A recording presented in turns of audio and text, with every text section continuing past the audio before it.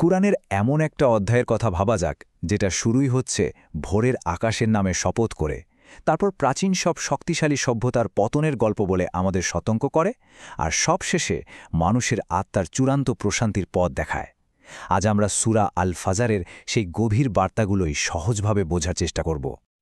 তো এই অধ্যায়ের শুরুটা কিন্তু বেশ অন্যরকম। এখানে সরাসরি কোনো গল্প দিয়ে শুরু করা হয়নি, বরং আল্লাহ কয়েকটি খুবই শক্তিশালী আর ভাবগম্ভীর শপথের মাধ্যমে মূল আলোচনাটা শুরু করছেন। প্রথম শপথটাই হল ফজর বা ভোরের। আচ্ছা, ভোর মানে কি? শুধু কি একটা নতুন দিনের শুরু? না, এটা আসলে অন্ধকার কেটে যাওয়ার প্রতীক, স্বচ্ছতার প্রতীক, নতুন আশা আর সম্ভাবনার প্রতীক। এই একটা শপথই কিন্তু পুরো অধ্যায়ের মেজাজটা ঠিক করে দেয়। এরপর শপথের তালিকাটা আরও বড় হয়, যেমন জিলহজ মাসের সেই পবিত্র 10 রাতের শপথ, জোর আর বেজোরের মতো মহাজাগতিক নিয়মের শপথ, আর সেই রাতের শপথ যখন তা বিদায় নিতে থাকে।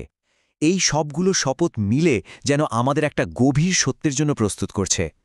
আর এরপরে আল্লাহ একটা প্রশ্ন ছুড়ে দিচ্ছেন, বলছেন, একজন চিন্তাশীল মানুষের জন্য এর মধ্যে কি যথেষ্ট শপথ নেই?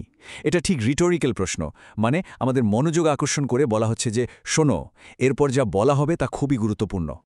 এই মহাজাগতিক শপথগুলোর পরেই আলোচনাটা হঠাৎ ইতিহাসের দিকে মোড় নেয়।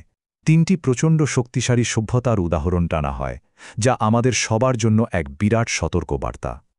প্রথমে বলা হচ্ছে আদ জাতির কথা। এরা ছিল ইরাম শহরের নির্মাতা। তাদের মতো শক্তিশালী আর উঁচু উঁচু স্তম্ভের অধিকারী জাতি নাকি পৃথিবীতে আর কখনো তৈরি হয়নি। মানে তাদের ক্ষমতা ছিল এক কথায় কিংবদন্তি তুল্য। এরপর আসছে সামুজ জাতির কথা। তাদের ইঞ্জিনিয়ারিং দক্ষতা ছিল প্রস্ত অবিশ্বাস্য। ভাবা যায়, তারা সাধারণ ঘর বানাত না, বরং পাহাড়ের পাথর খোদাই করে বিশাল বিশাল প্রাসাদ তৈরি করত। আর সবশেষে ফেরাউনের কথা। তাকে বলা হয়েছে কিলোকের অধিপতি। এর একটা মানে হতে পারে তার বিশাল সেনাবাহিনী, যারা তাঁবুর কিলোকের মতোই তার সাম্রাজ্যকে মজবুত করে রাখত, অথবা তার ভয়ঙ্কর শাস্তির পদ্ধতির দিকেও ইঙ্গিত হতে পারে। মোট কথা, সে ছিল এক অটল ক্ষমতার প্রতীক। কিন্তু মজার ব্যাপার হল, এদের সবার ক্ষমতা অর্জন সবকিছু ভিন্ন ভিন্ন হলেও শেষটা কিন্তু একই হয়েছিল। সীমালঙ্ঘন আর দুর্নীতির কারণে আল্লাহ তাদের প্রত্যেকের উপর শাস্তির কষাঘাত হানেন। এটা প্রমাণ করে দেয় যে কোনো দুনিয়াবী শক্তি আসলে ঐশ্বরিক বিচারের ঊর্ধ্বে না। ইতিহাসের এই বড় বড় উদাহরণ থেকে আলোচনাটা এবার ঘুরে আমাদের নিজেদের দিকে চলে আসে। এখানে মানুষের চরিত্রের একটা খুব গভীর আর চিরন্তন দুর্বলতার কথা তুলে ধরা হয়েছে। দেখুন, এখানে মানুষের একটা খুব সাধারণ ভুল তুলে ধরা হয়েছে। যখন সে অনেক কিছু পায় তখন ভাবে, বাহ, আল্লাহ আমাকে সম্মান দিয়েছেন, আর যেই অভাবে পড়ে অমনি অভিযোগ করে, আমার রব আমাকে অপমান করেছেন। মানে সে তার আধ্যাত্মিক অবস্থা না দেখে টাকা পয়সা দিয়ে আল্লাহর সন্তুষ্টি মাপার চেষ্টা করে।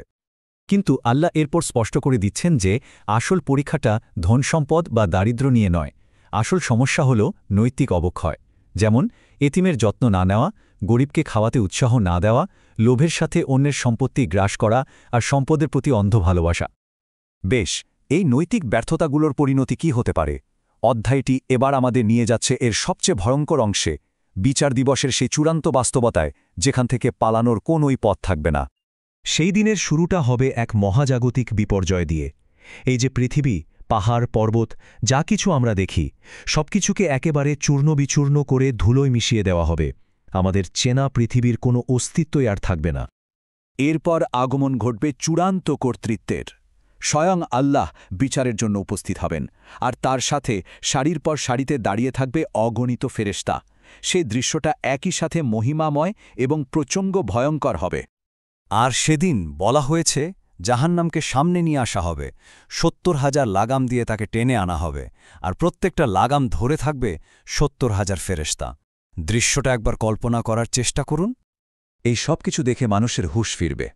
তখন তার মুখ থেকে বের হবে গভীরতম আফসোসের কথা, হায়, আমি যদি আমার এই জীবনের জন্য কিছু ভালো কাজ আগে পাঠিয়ে দিতাম। দুনিয়ার সব অর্জন, সব সম্পদ তখন একদম অর্থহীন মনে হবে। কিন্তু ঠিক যখন ভয় আর অনুশোচনা একদম চরমে পৌঁছে গেছে, ঠিক সেই মুহূর্তে সূরার সুরটা পুরোপুরি পাল্টে যায়। ভয়াবহতার মধ্যে থেকেই ফুটে ওঠে আশা, শান্তি আর আল্লাহর অসীম করুণার এক অসাধারণ ছবি। একদিকে অনুশোচনাকারীরা হাহাকার করছে, আর অন্যদিকে আল্লাহ সরাসরি এক বিশেষ ধরনের আত্মাকে সম্বোধন করছেন। তার ডাকটা দেখুন, কত কোমল আর স্নেহমাখা, হে প্রশান্ত আত্মা। এই প্রশান্ত আত্মা বা আন নাফসুল মুতমাইন্না হল সেই আত্মা যার সুখ বা শান্তি দুনিয়ার কোনো সম্পদ বা পরিস্থিতির উপর নির্ভর করে না।